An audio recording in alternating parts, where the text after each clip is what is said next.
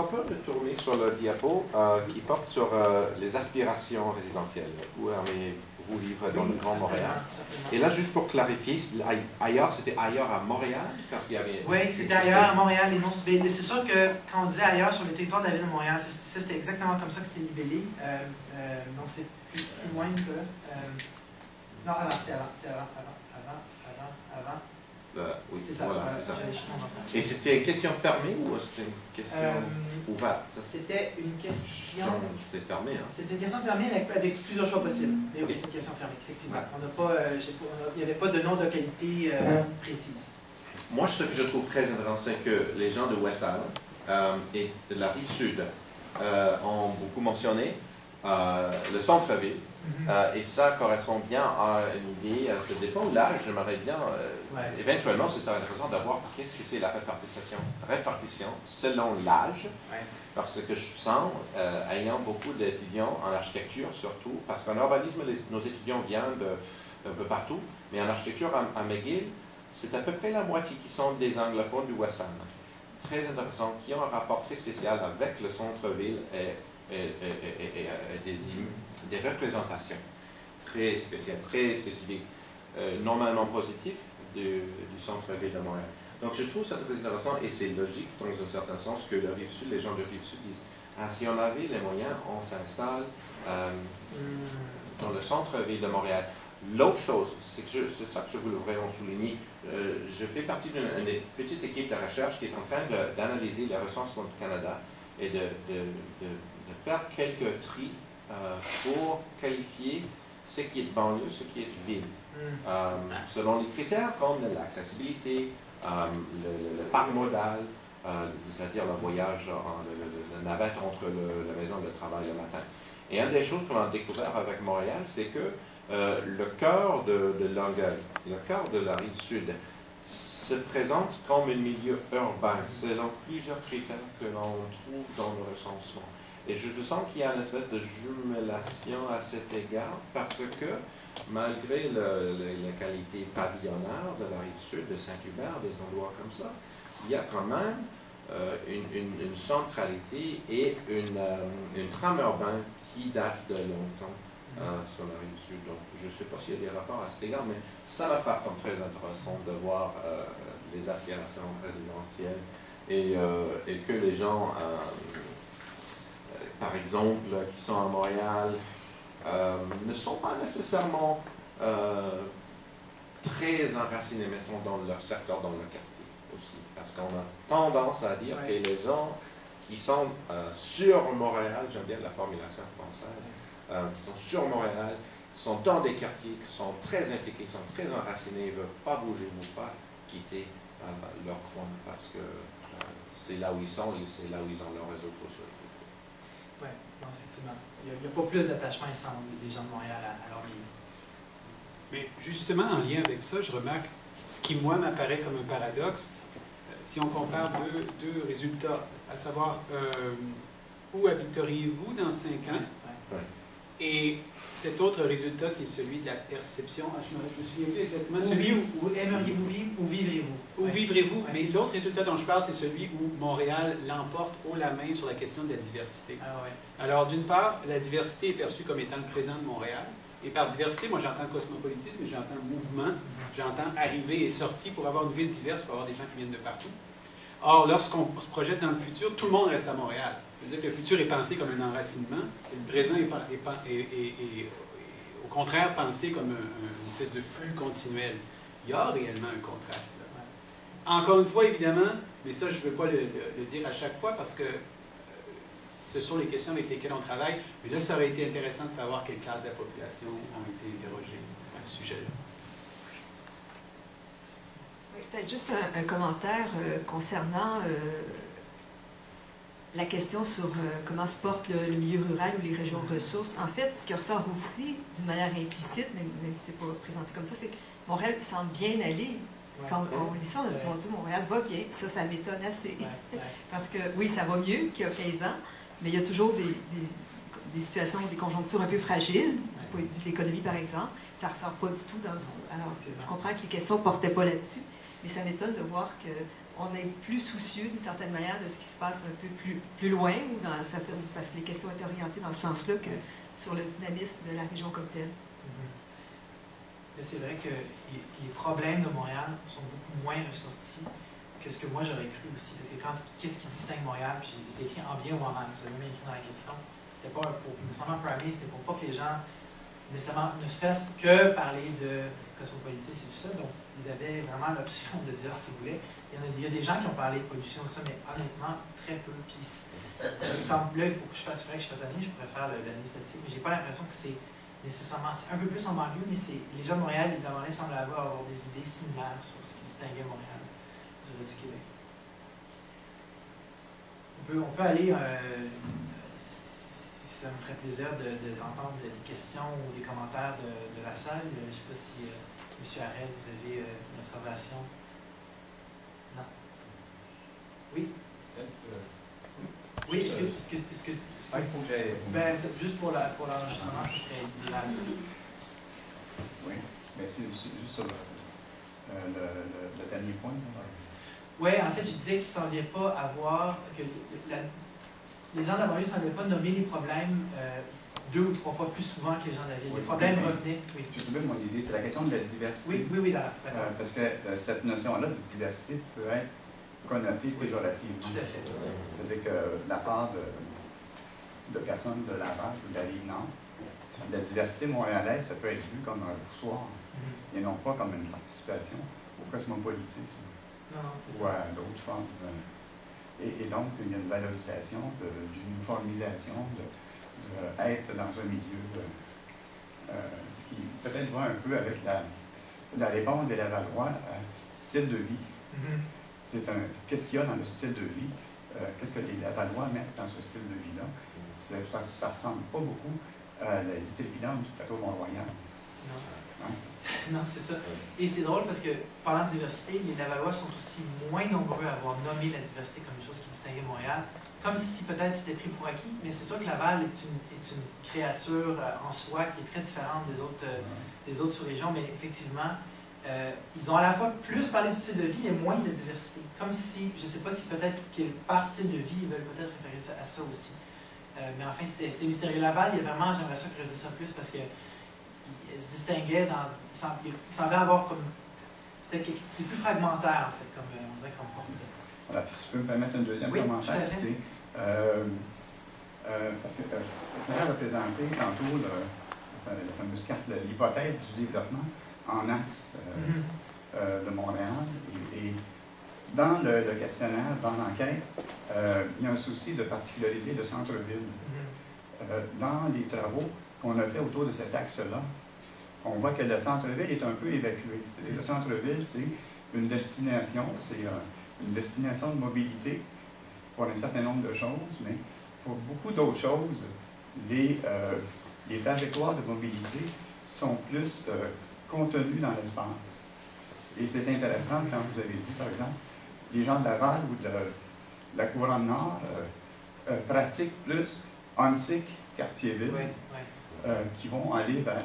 Alors, par exemple, dans cette hypothèse des axes-là, on a essayé de comprendre les processus d'urbanisation et de la mobilité de la station de métro Jean Talon jusqu'à la gare de train de Saint-Jérôme. Et là, on voit des comportements très, très forts qui viennent définir une perception de ce qu'est le Montréal métropolitain, qui n'est pas ce que Statistique Canada définit comme région métropolitaine, mais qui est beaucoup plus un sous-ensemble. Et puis si on était allé plus loin, on aurait probablement trouvé que ces gens-là ont des chalets dans le nord, et non pas dans les cantons de l'Est. Parce qu'il faut traverser 2 ponts, c'est juste. Ça, c'était aussi mon dernier commentaire. Si les gens de la Rive-Sud ne vont pas à Laval, c'est qu'il faut traverser 2 ponts. Alors, traverser 2 ponts, c'est l'enfer. C'est déjà c'est pas drôle. Alors, vous imaginez en faire 2, vous ne serez jamais à Laval, c'est plus facile d'aller à Valleyfield. Oui, c'est ça, c'est intéressant ce que vous dites, parce que ça me rappelle une anecdote, puis c'est ça, OK, deux choses. Premièrement, effectivement, je me rends compte, comme vous, que, en fait, ça aurait été bien de vous parler avant, peut-être pour les... Mais en même temps, c'est que les axes qui sont identifiés dans vos travaux, dans les travaux que me présentait Claire Poitras, c'est que ils n'ont pas des noms qui sont facilement reconnaissables. Même si les gens, finalement, leur espace de mouvement se retrouvent dans ces axes-là, ou se retrouvent compris dans ces espaces-là, ils n'ont pas encore de nom vraiment. Donc ça a été difficile de les identifier. Mais c'est vrai que le centre-ville, effectivement, il n'y a pas beaucoup de variance. On dirait que c'est comme si le centre-ville n'était pas un point de divergence ou de... On n'apprend pas grand-chose sur les Montréalais et sur leur conception de l'espace métropolitain en parlant du centre-ville. Donc, je me retrouve dans ce que vous dites parce qu'effectivement, ça ne semble pas être un... il y avait un peu de différence là, qui les gens vont bien. En général, c'était pas très populaire comme destination pour aller y habiter. En général, les gens s'y rendent. Donc, on n'avait pas de... Effectivement, ça ne semble pas être quelque chose où on voit une variance intéressante. L'autre chose, par exemple, et c'est peut-être pour ça aussi qui m'intéressait à...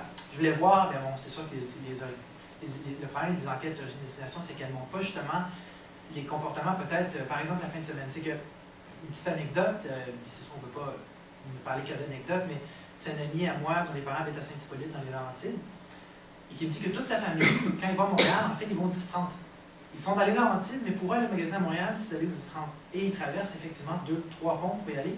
Ce que je trouve hallucinant, mais c'est pour ça que je me dis, mais est-ce que ça semble pas être un phénomène statistiquement significatif, parce que de toute évidence, il n'y a pas énormément de gens dans la Rive-Nord qui s'y rendent, mais je me demande si, c'est ça, peut-être que c'est justement plus dans le domaine de l'anecdote, ce genre de choses-là, parce qu'il semble que, en tout cas en se basant sur ces données-là, que les axes ressemblent plus à ce que vous avez, à ce qui a été montré plus tôt, et non à justement là, certains points d'attrait peut-être qui ont un rayonnement métropolitain. Donc ça serait intéressant de savoir qui sera en 10-30 vraiment. Puis probablement que c'est un rayonnement qui est justement autour de ce point-là précis. Daniel? Je me demande en fait si à propos de la question du style de vie qui est récurrente, qui semble être problématique, ce serait intéressant peut-être de la complexifier un peu avec une autre notion qui est celle qui est travaillée ailleurs dans culturelle, qui est celle de l'idéal de la bonne vie, en anglais, ou le good life, qu'on peut définir peut-être comme un réseau d'aspirations et de discours qui s'y rattachent et qui caractérisent des trajectoires individuelles, des trajectoires communautaires aussi. Parce que ça nous permet de sortir du carcan, disons,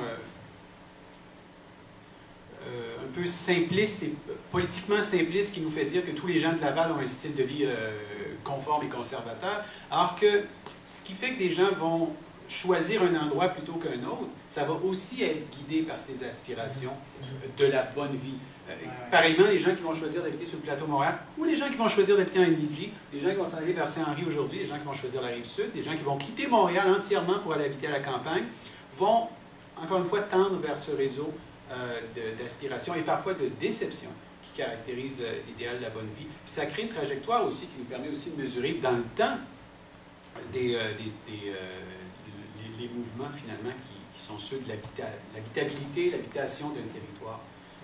Ça serait... Sinon, les styles de vie, je veux dire, ça devient un peu... c'est publicitaire. Hein? Et puis, il y a des styles de vie qui sont absolument destructeurs. On va aller vivre dans la rue à Montréal. C'est un style de vie. Mais ça... Voilà. Donc, ce serait peut-être intéressant de complexifier un peu cette notion-là, à partir des résultats qu'on a obtenus, bien sûr.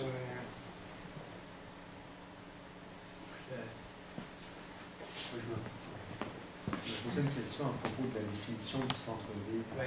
Dans la mesure où, bon, moi, je travaille dans le domaine littéraire, je m'intéresse au récit, donc à la façon dont les gens racontent des expériences par le biais de la fiction. Mais il y a un certain temps, un certain nombre de collègues et moi avions fait des recherches sur la représentation du plateau Mont-Royal dans la littérature québécoise. Et ce qui nous avait frappé avant, bon, donc des recherches qui ont été menées il y a peut-être une vingtaine d'années, à l'époque où le plateau Mont-Royal était en émergence, mais il n'y avait pas encore cette référence très importante à l'échelle nationale et même internationale comme lieu de vie. Et ce qui nous avait frappé, c'était à quel point les représentations du plateau Mont-Royal étaient floues, évidemment, dans l'imaginaire et dans les fictions. Et que les délimitations topographiques qui correspondent, qui n'étaient d'ailleurs pas simples du tout à ce que devrait être le plateau Mont-Royal comme quartier, allait rapidement de l'adjacent jusqu'au mainland. Et là, il y a tout un jeu qui est assez fascinant. Alors, qu'est-ce que les gens ont en tête lorsqu'ils s'imaginent le centre-ville? Est-ce que Montréal est une ville de taille moyenne, à l'échelle internationale? Il me semble qu'il y a toujours eu plusieurs centres-villes à Montréal, notamment le centre-ville Est. On a qu'à se rappeler dans le domaine de l'architecture, la construction du complexe du Jardin, tout récemment l'aménagement du quartier des festivals, le complexe du Faro, l'installation de l'Université du Québec à Montréal, le square du Gamelin. Bon, en fait, il y a une tentative, non pas de repeupler l'Est de Montréal, mais de lui donner une sorte de densité au plan de la symbolisation, je dirais grandiloquente, en tout cas monumentale. Et je ne sais pas quel centre-ville. Il peut y avoir le centre-ville financier, le centre-ville des affaires, qui est peut-être pas ce qui est le plus intéressant d'ailleurs à Montréal, le centre-ville commercial, des transactions, le centre-ville ouest, mais où que vient faire Griffintown, au Faubourg-Récollet, que vient faire ce qu'on appelait il n'y a pas si longtemps la cité du multimédia. Il me semble qu'on a une porosité de représentation du centre-ville. Évidemment, le sondage ne peut pas le faire, on peut pas poser toutes les questions, mais pour moi, ça demeure une interrogation. De la même manière que, monsieur, vous mentionnez le fait qu'il y a évidemment dans l'histoire qui est longue de Montréal à l'échelle des Amériques, il y a évidemment des poches d'urbanisation qui correspondent par exemple à Saint-Hubert, Saint-Lambert, et qu'il y a des traces d'urbanité qui datent d'il y a très longtemps. Il y a beaucoup d'autres régions de Montréal dont on pourrait dire la même chose, je crois, en fait certaines régions. Mais le centre-ville, pour moi, ça demeure un champ sémantique très, très, très, très vaste. Donc, voilà, c'est une question. En fait, j'ai pas vraiment de réponse à la question parce que je me rends compte qu'effectivement, moi aussi, en étudiant, j'ai peut-être pris pour acquis, justement, de par ma montréalité, que justement, il y a un centre-ville, une centralité dominante, puis ça ne semble pas être le cas. Donc, effectivement, cette notion-là, elle se transforme, elle existe encore, il y a quand même un phénomène, parce qu'évidemment, il y a un phénomène pendulaire, tout ça. On sait que Montréal, au niveau des emplois, quand même, une centralité assez forte, mais dans l'imaginaire, dans l'espace qu'on occupe vraiment dans nos vies quotidiennes et dans nos vies vraiment extra-professionnelles, ça semble effectivement être une notion qui est de moins en moins importante. Anita? Oui, vas-y. Parce que c'est une question très, très importante et intéressante, à mon avis. Qu'est-ce qu'il y a de centre-ville? Moi, j'ai fait une visite guidée pour soit des étudiants, soit des collègues lors des colloques, qui s'appelle les centres-villes de Montréal. Parce que c'est à la fois une histoire de comment on a eu plusieurs centres et comment on a maintenant une polarité multiple, dépendamment, comme tu as dit, le plan, si c'est quelque chose d'économique, c'est quelque chose de symbolique, etc. Mais la taille aussi, c'est très intéressant parce que je soupçonne, j'ai fait des études dans la région de Toronto et grosso modo, les gens qui viennent des quartiers urbains définissent le centre-ville de Toronto comme un petit territoire qui est le centre commercial, culturel, etc. Alors que les gens qui viennent des banlieues de la couronne 905, qui correspondent à nos couronnes nord, couronne sud, disent que le centre-ville, c'est tous les secteurs qui ont été construits avant la Deuxième Guerre mondiale. Et je soupçonne que ça existe un peu dans l'imaginaire, dans le réel, pour les gens de Montréal. Autre chose qui est intéressant avec le sondage, et poursuivre un peu ce qui est sorti avec la question centre-ville, j'ai l'impression que pour les Montréalais, c'est un peu ce que M. Collin vient de dire, le centre-ville est partagé ou n'appartient à personne. C'est le centre-ville de Montréal, mais c'est le centre-ville de la région, et donc ce n'est pas... Et pour moi, c'est un peu pourquoi on a eu du mal avec le plan d'urbanisme, par exemple, pour l'arrondissement Ville-Marie, parce que ce n'est pas juste l'arrondissement Ville-Marie qui est important, ce n'est pas juste la ville de Montréal qui est important, mais c'est la région qui s'intéresse à ce qui se passe dans le centre, et c'est aussi intéressant parce que j'ai entendu parler d'un architecte allemand qui a parlé lors des années 90 des villes nord-américaines où les centres sont devenus des banlieues de leur banlieue. Dans le sens que c'est des endroits éloignés, périurbains, dans le vécu la plupart des gens, avec la croissance des pôles d'emploi, suburbains, etc. etc. Et ça, c'est un peu intéressant et c'est très... c'est exprimé de façon très physique, je pense, à Montréal, parce que notre centre est enceinturé par des grandes infrastructures, des terrains vagues, des fois liés à des projets d'infrastructure comme les chemins de fer et l'autoroute Ville-Marie. Et ce qui m'a vraiment exprimé cette idée, c'est que l'architecte urbaniste Jan Gehl, qui est très connu pour ses travaux à Copenhague, pour rendre la ville plus humaine, est venu à Montréal il y a 5 ans. Il a dit, j'ai jamais sorti du centre-ville et il m'est jamais apparu comme une ville intéressante avec des quartiers. Donc, je pense que pour les visiteurs aussi, c'est intéressant. On a tendance que les touristes visitent le centre, mais qu'ils ne circulent pas nécessairement dans les quartiers qui sont autour. Oui, donc... J'en parle en français, mais dans ce colloque qui s'appelle Trajectoire, moi je ne suis pas arrivée au plateau Mont-Royal quand le plateau Mont-Royal était un monument, mais j'y suis née. Donc c'était avant que le plateau devienne le plateau, évidemment. J'aurais voulu dire quelque chose à Simon qui disait qu'on avait plusieurs représentations du plateau dans la littérature québécoise. Et ça allait du Myland à... Bon, alors reprenons-nous. Il y a l'imaginaire du plateau Mont-Royal dans la littérature québécoise francophone. Il y a aussi une littérature québécoise anglophone qui a justement décrit et parlé beaucoup de la vie du plateau. Et c'est effectivement l'ouest du plateau et l'est du plateau. Alors le Myland, ce n'est pas qu'une invention où ça vient de se greffer, puis non. Il y a un imaginaire québécois anglophone qui définit ce ouest du plateau. Et de deux, parce que moi, je vis sur le plateau Mont-Royal, j'ai absolument aucun problème avec c'est quoi le centre-ville. Je descends en bas de la côte. Il y a plusieurs parties. Il y a la rue Sainte-Catherine, il y a le quartier des affaires, et voilà, pour les Montréalais, les quartiers centraux. Moi, je ne crois pas que Montréal est une ville avec plusieurs centres-villes. Il y a quelques petites rues intéressantes, une dans NDG, Côte-des-Neiges. Il y a quelques petites rues principales. C'est pas polycentrique comme à Toronto. Et je pense que pour les Montréalais nés et qui sont dans les quartiers centraux, c'est vrai que le centre-ville appartient pas aux Montréalais. Alors, dans ce sens-là, j'aurais dû répondre au sondage, j'aurais changé les statistiques. Ça appartient à tout le monde, ça appartient aux visiteurs de l'extérieur de la ville, aux touristes internationaux. Mais, c'est pas une question de sémantique pour moi. Oui, mais c'est une question de sensation. Je suis montréalaise du centre, et quand je vais au centre-ville, je m'en vais dans le temps pour le vrai. C'est ça. Voilà. Mais, ouais, oui.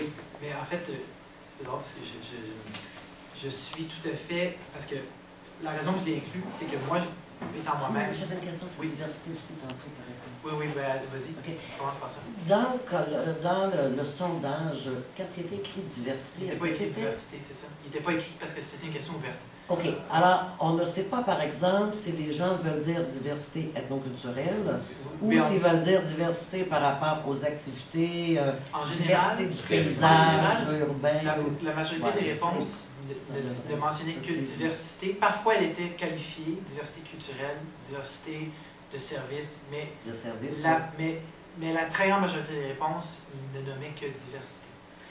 Ce qui laissait place à l'interprétation, c'est ce que je disais tantôt, et ce que M. Collin renforçait avec son commentaire, c'est que c'est très difficile de savoir qu'est-ce qui se cache sous cette étiquette-là. C'est juste que j'ai comme un peu entendu, oh mon Dieu, ça veut dire que les gens de l'extérieur de Montréal voient la diversité culturelle comme quelque chose de pas positif. Mais ils peuvent. Mais ce n'est pas que la diversité culturelle. Bien sûr, non, okay, voilà. C'était ça. Non, c'est ça.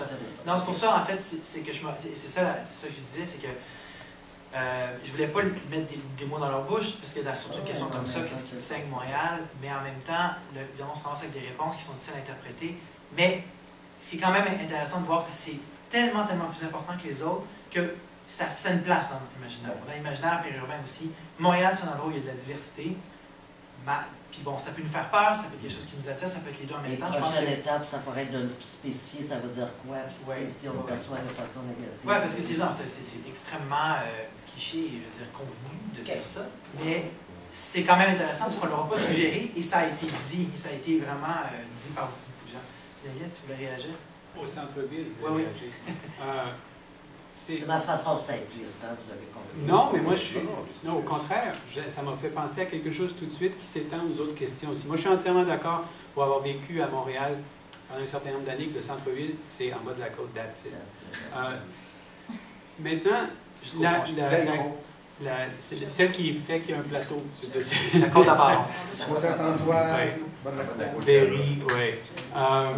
Ce que je voulais dire, c'est que c'est possible qu'il y ait beaucoup de réponses données à ces questions-là qui soient influencées par la culture de transport de ceux qui s'expriment. Pour ceux qui conduisent une voiture, le centre-ville commence là où c'est pas possible de se stationner.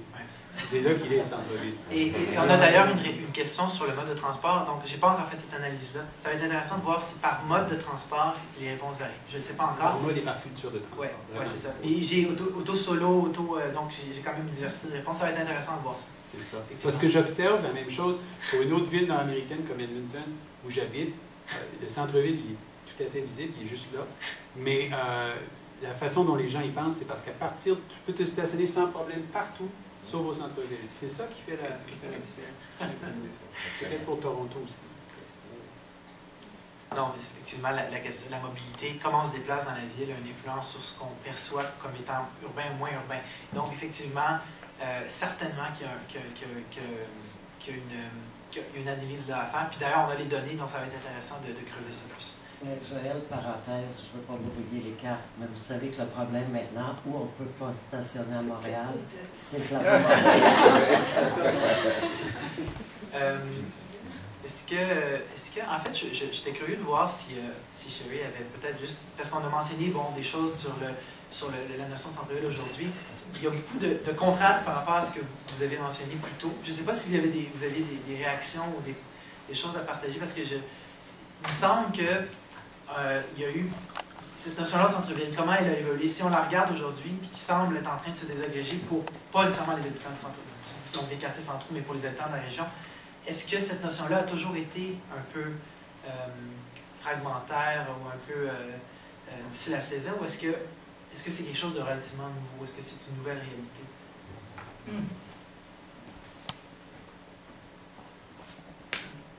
Je n'ai pas de... Non, je comprends. Je n'ai pas de résolution de tout ça. C'est sûr qu'il y avait des perceptions autrefois de la ville anglophone. Là, ils ont déplacé le shopping vers ce qu'on appelle maintenant centre-ville, mais du vieux Montréal. Ouais. Autrefois, c'est le centre-ville, c'est le vieux Montréal. Ce que j'ai trouvé curieux dans la discussion, on est à moitié peut-être d'urbaniste, mais on suppose que l'urbanisme, ça a joué. Mais on n'a pas parlé de ce que veut le capital, ce que veut la chambre de commerce, ce qui est imposé par ceux qui possèdent le terrain, et toute la spéculation que ça représente, et la machine à croissance là, qui se regroupe à chaque 20 ans. C'est plus les mêmes gens, mais ils reviennent dans la destruction. Moi, si j'avais encore une carrière à faire, je recommencerais, je ferais l'histoire des destructions. Parce que je trouve que chaque cycle de construction amène des démolitions et des remplacements. On a une imagination d'un futur, chaque gros projet, enfin, le Griffintown, le 10 centres, tout ça. Certains ne se réalisent pas, d'autres sont tordus en passage. Ils ne se réalisent pas exactement quand on les a conçus. Mais ce qu'on a démoli, ben, c'est fini. Et on ne s'en souvient plus. On a beaucoup de difficultés une fois le temps qu'il y a un vide là, on s'en souvient. Mais dès qu'on remplace le bâtiment, ça détruit jusqu'à la mémoire. Et je trouve qu'il faut se méfier de ça et il faut penser qu'est-ce qu'on veut conserver. J'avais fait avec Jean-Claude Robert une carte il y a quelques années de ce qui restait de la ville de 1880, il n'y a pas grand-chose. Il n'y a vraiment pas grand-chose. Depuis, tranquillement, la ville commence à vouloir conserver, enfin, à freiner la transformation ou la destruction. Il y a un bâtiment que j'ai regardé depuis 30 ans sur le boulevard Saint-Laurent en me disant, mais pourquoi on ne torse pas, pourquoi on ne dépossède pas ce propriétaire qui ne veut pas le retaper? Bon, cette année, il a été retapé. Mais il y a beaucoup de bâtiments qu'on essaye de user et de détruire, enfin, par l'usure, en espérant les démolir pour construire autre chose. Et finalement, c'est comme à l'époque de Corridor, c'est comme à l'époque de la destruction de la rue Chevreux. À chaque boom, on appelle la croissance et on fait une nouvelle ronde de destruction. Et ça a été sous l'impulsion de la spéculation, mais ce sont les instances municipales, provinciales surtout, et fédérales, qui ont fait l'affaire. Et là, on n'a pas parlé politique, mais pour des politiques souvent partisanes et pas du tout urbanistiques, qu'on a poursuivi.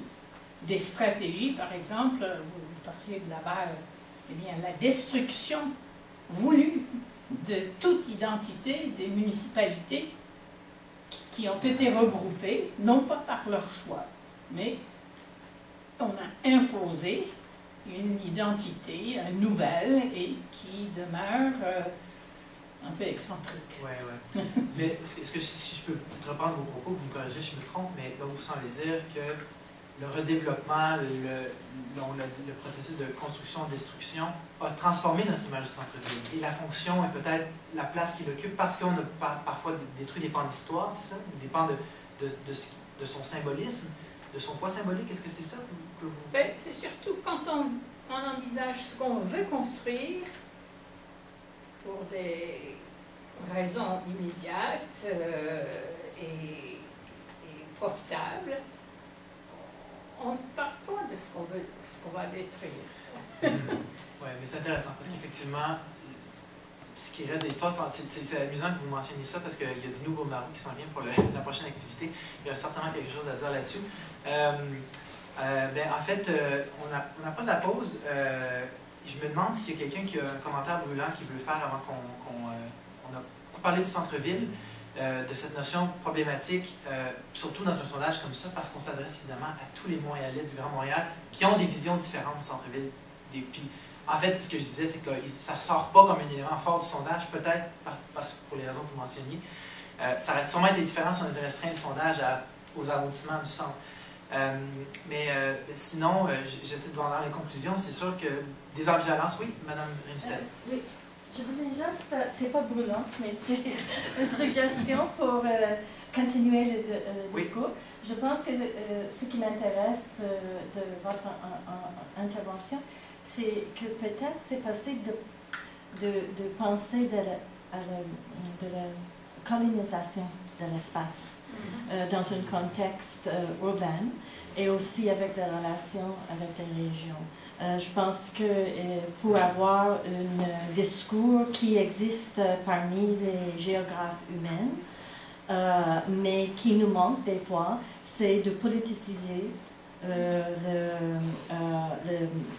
notre mémoire et notre conscience de l'usage d'espace et le rôle de la capitale dans cet usage de urban renewal, qui est souvent urban destruction, qui est souvent contre les pauvres dans les villes.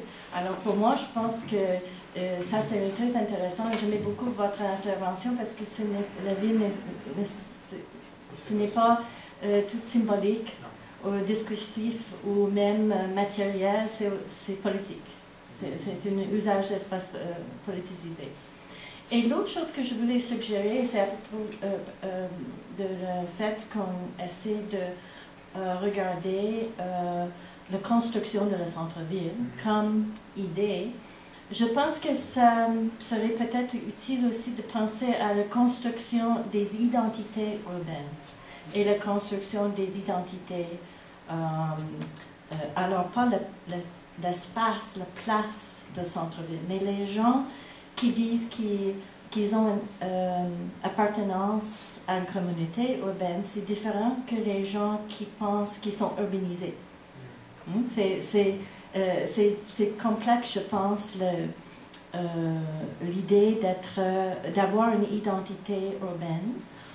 Et comment les gens de banlieue peut-être ne veulent pas dire qu'ils sont de Laval parce que c'est moins exotique que dire qu'on est de Montréal quand on est loin d'eux. Et je voulais aussi partager une anecdote. Quand j'étais jeune, moi j'étais élevée à Muskoka, c'est une région des lacs au nord de Toronto. Et la première fois que je suis allée à la ville, c'est quand j'avais à peu près 9 ans. Et mon père nous a dit, « Ok, vous allez en ville maintenant à Toronto. » C'était la ville la plus proche.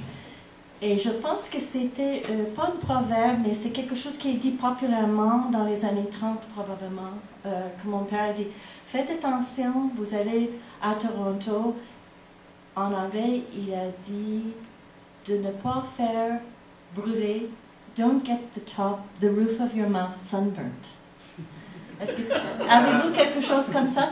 De ne pas faire trop brûler par le soleil le haut de ta bouche. Et ça avait 2 significations. Une, c'était de ne pas être trop impressionné par les grands bâtiments. C'est la première fois dans ta vie que vous allez voir les grands bâtiments. Mais l'autre chose, c'est de ne pas être vu comme quelqu'un qui est trop impressionné. Alors, ne montrez pas votre identité hayseed, comme dans les dessins que vous avez montrés ce matin, Sherry, les hayseed, les gens de la campagne qui étaient ridiculisés. Alors, je pense qu'on peut parler non seulement de la construction des lieux urbains, mais des identités urbaines de banlieue, de région que nous construisons, qui sont complexes aussi. Merci beaucoup. Un beau commentaire pour terminer. Puis là, on va aller en pause, mais juste pour finir peut-être sur une notion qui me semble importante, c'est que je me rends compte moi-même comme chercheur peut-être, en tout cas futur chercheur, que finalement, on va avoir de la difficulté à identifier des lieux qui résonnent, parce que les lieux que vous avez montrés sur votre carte des actes, on va peut-être mettre là, je ne sais pas si tu peux remonter en fait vers le haut. J'aimerais ça la voir. Ah non, plus bas, pardon. C'est la dernière. Les lieux qui apparaissent sur les axes que nous montrait, voilà. Ces lieux-là, qui sont de chacune du couleur, n'ont pas de nom. Et probablement que dans 10 ans, ils ont une forme différente. Et je me dis, effectivement, ça va être difficile de les étudier, ces lieux-là, parce que premièrement, ils n'ont pas de nom. Les gens eux-mêmes, peut-être, ne sont pas conscients. On n'est pas conscient qu'on fait partie, que notre espace de vie est dans un lieu ou dans un autre. En fait, que notre espace de vie ressemble à celui peut-être de nos voisins.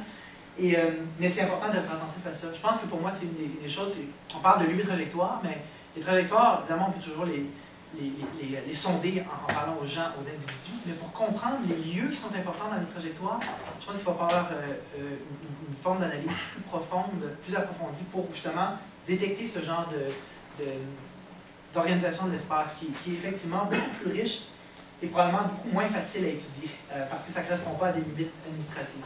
Donc, merci beaucoup. Oui, si vous voulez. Oui, allez-y. Non, mais je trouve ça intéressant, la discussion. Sur la notion de diversité, parce que j'ai entendu madame tantôt, puis maintenant, ces temps-ci, on fait comme une espèce d'équation, diversité égale ethno-culturelle. Ce qui est une façon très mauvaise de lire cette notion-là de diversité. Alors, quand je disais que c'est positif ou péjoratif, prenons l'exemple des Lavallois. Pour les jeunes Lavallois qui aiment faire les punks au centre-ville, la diversité, c'est positif. Si c'est pour leurs parents ou leurs grands-parents qui ont acheté un bungalow dans les années 50, il y a une valeur qui s'est chargée négativement, peut-être pour des raisons de mixité ethno-culturelle, mais peut-être aussi parce qu'il y a des pauvres. Parce que, incertitude par rapport à l'investissement, par exemple. Donc, c'est que ça ouvre la porte à des analyses plus fines. Alors, je trouve donc ça intéressant comme résultat de sondage. La deuxième, c'est sur centre-ville et son importance. C'est une importance géophysique, mais aussi de représentation. C'est pour ça qu'on a un peu de difficulté à définir ses limites et ses composantes. Et là, juste un petit point là-dessus. Si les gens de Longueuil se reconnaissent dans le centre-ville dont ils parlent, c'est probablement le pont Jacques-Cartier. Et c'est pas l'ouest, le centre-ville ouest. Et parce que depuis longtemps, en fait, on oublie que le tramway se rendait à Longueuil. Que la Montréal Tramway Company était là. Et moi, si je fais mon anecdote de ma vie personnelle, quand j'étais jeune, j'avais des chums à Longueuil et je prenais l'autobus, qui était l'autobus de Montréal avec la même ticket que pour aller à Montréal. Alors ça me prenait un autre ticket si je voulais aller, par exemple, à Ville-Saint-Michel ou à d'autres endroits de ce qu'on appelle aujourd'hui la ville de Montréal. C'est juste que, c'est ça, donc c'est trouver une façon de relire le centre-ville à partir par le nom du colloque, des trajectoires que les gens ont eu dans cette agglomération. Voilà, c'est tout. Ben, merci beaucoup. On va aller en pause. On va reprendre vers les 50, donc on a à peu près 30 minutes. Il y a des viennoiseries qui sont juste à l'extérieur du café. Prêt? Presque prêt? Prêt? Super. Donc c'est juste là. Les gens